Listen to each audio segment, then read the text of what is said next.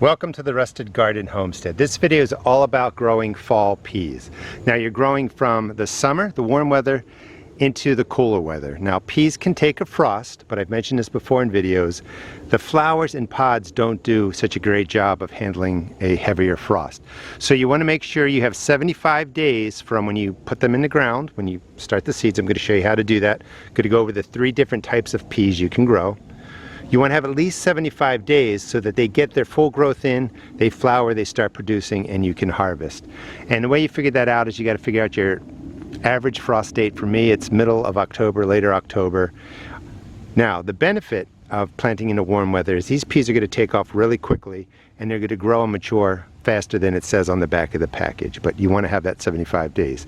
These are 100-gallon root pouches that I'm growing in. I sell these at my seed shop. Any organic granular fertilizer with NP and K represented will set up the soil. I pulled everything out, 3 or 4 handfuls scattered around, mixed in 4 inches deep or so. That sets up these containers. We'll also plant in some smaller containers. I'll show you how to do that. So you can get sugar snap peas. They'll have the name sugar snap right in them, and those are the pods that you eat, and they have mature peas inside. So you pick them, they're nice and plump, you can eat the entire pea. Then you have shelling peas. Shelling peas look similar to the sugar snaps, except the pods themselves are not edible. So you're growing these to really have delicious peas that you shell and that you cook or you put raw into salads. And these are actually the best tasting peas themselves, I think, out of all of them. And then you have your snow peas. And snow peas are just the flat pods with immature peas inside, kind of like what you see in Chinese food. So these are the 3 different types. There's all kinds of different varieties, but you have sugar snaps, shelling peas, and then you have snow peas. To plant, nice flat surface,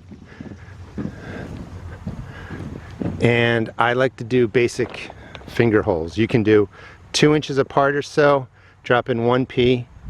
These are going to go right along the edge, just like that. Or you could do 4 inches apart, put in 2 peas if you want, or you could put 2 in here. It really doesn't matter. Peas grow really well packed together, but this would be a basic setup that I would go with. And then I would come right through here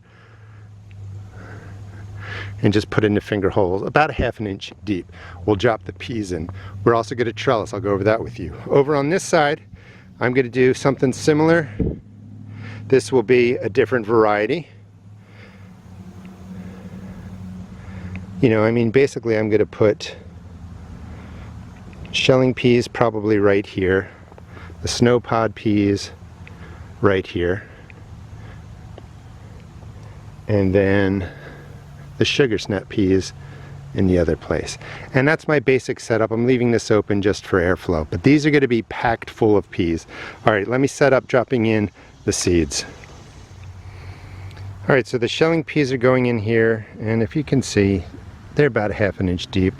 You don't need to be exact. 1/2 inch, cover them over. These are the sugar snaps, and you just want to make sure, again, about 1/2 inch deep, and then cover them over. You're going to water these from summer into fall 2 or 3 times a week, and then you'll probably have to go with at least 2 times a week as the cooler weather comes in. And then these are the snow peas. And that's a random pea that must have fell out of my hand. I'll just push that down into the middle. So these are going to need to trellis. They have hollow stems. We can put in tomato cages that are spent because it's the end of the season, and I think that's what I'll do. Let me show you what that looks like, and then we'll plant up a smaller container. This maybe took 20 minutes, including refreshing the soil and dropping down the organic granular. These will get watered in 1 time with fish emulsion, a water-soluble organic fertilizer. Peas fix their own nitrogen, but it's nice to add some water-soluble nitrogen, get them off to a good start. So in this smaller container, this is about a 10-gallon container, which we also sell, I'm going to put in some sugar snap peas. Let me pour out a few. And to set the soil up, 1 handful of any organic granular fertilizer. If you had a lot growing in here and you feel like the nutrition was sucked out of here by the plants that you had in here, go ahead and add in another handful.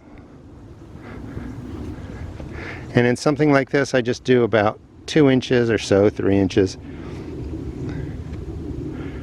How many is that? I usually put in 8. 1, 2, 3, 4, 5, 6, 7, 8. So you can do 6, 8, 10, 12. I again encourage you to experiment. The more peas you put in here, the more moisture they're going to need. See how lucky I got with dumping these peas out.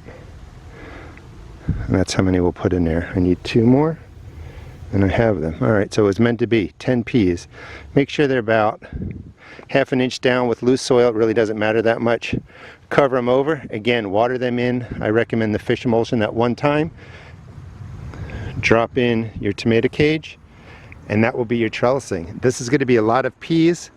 If we were going from spring into summer, I would wait about 2 weeks until these are up, and then I would put in another sowing, another succession of peas. This way that I'm not getting them all at once. When you're going from spring to summer, you're coming out of the cold soil into the warm soil, so frost really isn't an issue.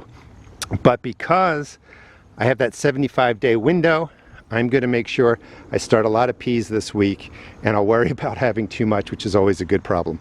Thanks so much for watching. Please check out my seed shop at therustedgarden.com and get some fall peas into the ground in August. You'll really enjoy them. There's nothing sweeter than a pea picked off the vine. Once they're picked and they're shipped to your grocery store, the sugars begin to break down into starches and it loses flavor. Again, thanks for watching, and check out my seed shop at therustedgarden.com.